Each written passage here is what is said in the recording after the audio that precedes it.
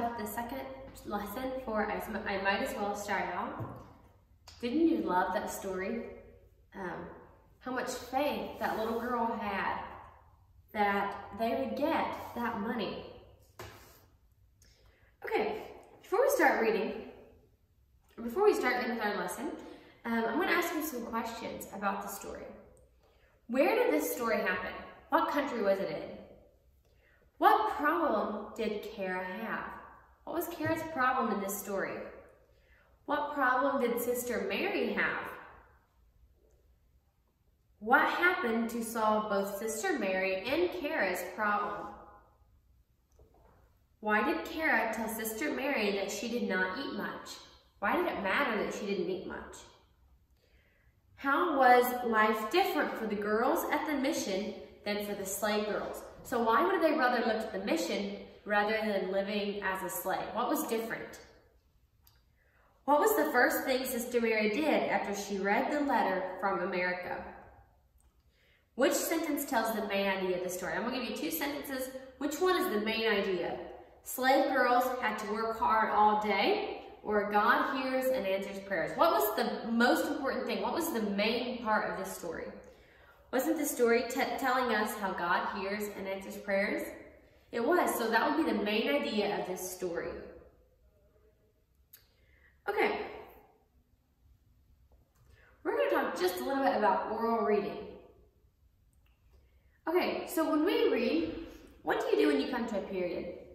You stop, right? A period is like a stop sign. What does a comma tell you to do? A comma is kind of like a yield sign. Or another way you could say it is like, a comma is like a curve in the road. Do you speed up when you get to a curve, take the corner really fast? Or what do you do when you come to a curve? Do you completely stop? No, but you slow down, right? You slow down and take the corner slow. Okay, so a period is a stop sign. A comma is just like a curve in the road, okay? It makes you slow down, or it's like a yield sign. It makes you slow down. So, when you get to a period, when you're coming to a period, you make your voice sound like it's finished, right? A period marks the end of a sentence, and you make your voice have a finished sound, okay? When you come to a comma, it is just a pause sign, a pause symbol. And you just briefly stop, but your voice does not sound finished. You know that it's supposed to continue going. If I would just up and stop reading, we're supposed to come to a comma, it would sound funny. I'm going to read some to you. This is a sentence, and you notice how my voice makes a finished sound. Mother went to the grocery store. Notice how you kind of store. Mother went to the grocery store. And you stop. Sounds finished, right? Now listen to this one. Mother went to the grocery store. Sounds like I should keep going, right? Now listen. Mother went to the grocery store and the bank and the gas station. Now notice how it sounded unfinished. Listen. Mother went to the grocery store. Oh, that didn't sound very good, did it? Now listen how you say it if that's the end of the sentence. If it's the end of the sentence, you would say it like this. Mother went to the grocery store. Okay. Mother went to the grocery store. Mother went to the grocery store, the bank, and the gas station. So when you come to a comma, it doesn't sound finished if you would stop there. Here's another one. The Smith family came home from town. Sounds finished, right? The Smith family came home from town. Now listen to this one. The Smith family came home from town. Just sounds like you stop in the middle of nowhere, right? Now I'm going to keep going. The Smith family came home from town, ate supper, and went to bed. So you knew that it needed to be finished, okay? Here's another one. Joseph played with his new ball. Sounds finished, right? Joseph played with his new ball. Now listen to this one. Joseph played with his new ball. Notice how that didn't sound finished? Because it's supposed to keep going. Joseph played with his new ball, his dog, and his sister. So when you come to a period, you need to trail your voice off and make it sound finished. When you come to a comma, you just briefly stop and keep going. You have to change your voice. Okay. In your lesson, right after your story, you have two poems. You have the poem about If You Were, okay? And I want you to read this poem, okay? Read this poem to yourself, and it has blanks. If you were in blank, you'd fly in the sky and carry a great many people on high. Okay, so you fill in these blanks with what you think they should be. Kara and the missionaries had to walk wherever they went. Walking is only one way people get to another place. These poems tell about other ways. And talk about other ways that you can get around. If you were a blank, you'd run on the ground with 4 rubber wheels going around and around. If you were a blank, you'd follow a track while your wheels went around with a clickety-clack. But if you were a blank, you'd be pulled by a horse, or maybe perhaps a small boy, of course. What do you think that is? And then there's another poem, Song of the Train. This is just a fun little poem. And it's good for you to read this because it helps you practice reading with expression in poems. I'll read it to you first. Song of the Train. Clickety-clack, wheels on the track. This is the way they begin the attack.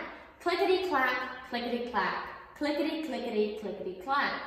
Clickety-clack over the crack. Faster and faster, the song of the track. Clickety-clack, clickety-clack, clickety-clickety, clickety-clack. Riding in front, riding in back.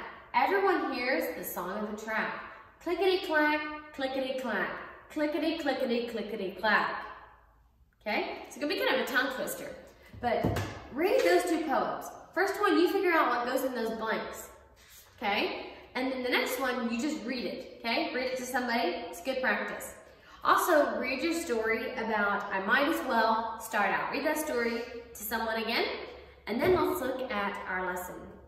From the story, Kara lived in India. Some things were different from where you live. Some things were the same. In a sentence, if the sentence tells something that was different from where you live, circle different. If it tells about something that is the same, circle same. So let's talk about same or different. Girls work in gardens. So you think about in this story, the little girl that was in India, and you think about you. Girls work in garden. Do girls work in garden? Do you ever help your mom in the garden? She helped in the garden, didn't she? Do you help in the garden? Probably sometimes. So circle same because that is the same there and here. You both work in gardens. Some girls are slaves. Some of those girls in India were slaves. Are you guys slaves? Circle same or different. Are you guys slaves? You're not slaves, are you? So you circle different because that's one thing that was different. So you go through and you compare yourself and Kara from India. And you decide if things are same or different. Part B says underline the main idea of the story. You underline what was the point of the story. What were you supposed to learn from this story? Top of the next page is possible or impossible. What does possible mean? Possible means you can, right? Or it can happen. Impossible means that it can't happen, okay? It won't happen. Something that can happen is possible. If something cannot be done, it is impossible. The story does not say how far Kara lived from the mission home. We know it was not 100 miles. It would be impossible for Sister Mary to walk 100 miles in one day. So circle possible or impossible. The person in America who sent money to the mission knew what Kara had prayed. So when they sent money, did they know Kara prayed for money? They might have known they needed money, but did they know specifically that Kara prayed? Could they told you that Kara prayed for money, so that's why they're sending money? Is that possible or impossible? The new hut for Kara could be built in 2 days. Did they build the hut for Kara in 2 days? Possible or impossible? Part D. Why did Kara start out walking? Write words from the box to finish what she said. So what made Kara start walking? And then it says, but I knew if, and this is from your story. So if you need to, go back and read your story. And this is exactly the words that Kara said.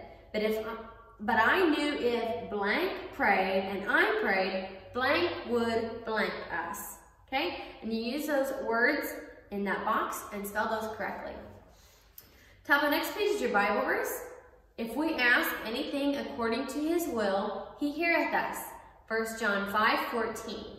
God hears our prayers, but he does not always answer our prayers in the way that we wish. Our parents do not always give us everything we wish for because they know that it would not be good for us. God knows what is best for us. That is why we pray according to his will. We trust him to give us what is best for us. And then it says, God can answer any prayer, but we should not pray for selfish things. So let's say this verse together.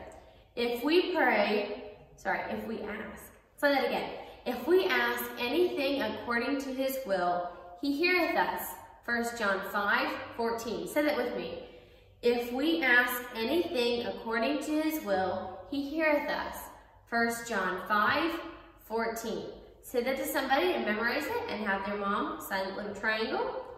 Part E says, cross out 2 prayers that are selfish. So these are a bunch of little prayers. And it says that we should not pray selfish things. You know what selfish means, don't you? Something that is only going to benefit us, okay? Help me to be kind to my brothers and sisters. Is that selfish or is that a good prayer? I call that a good prayer, right? Take care of the hungry children across the sea. I think that would be a very good prayer to pray. Please make mother buy me a nicer doll than Sarah. Is that a good prayer to pray? I don't think so. That's a very selfish prayer. She's wanting something for herself better than somebody else. So you would draw a line through that and use your ruler to cross these out. Cross them out, draw one single line through the sentence using your ruler. Part F, think how the first 2 words go together. Match the bold word to a word that goes with it in the same way. So corn and husk. How does corn and husk go together? Corn grows in husk, right? Peas. Peas and pod or peas and wings. And you use your ruler and draw a line to the correct one. Fish and fins. Bird and what? Okay, do your work carefully. Use your ruler to do all your underlining, drawing lines, crossing out. Do it carefully. Check over your work. Make sure you spelled everything correctly. Make sure you wrote neatly. And I'll see you in math class.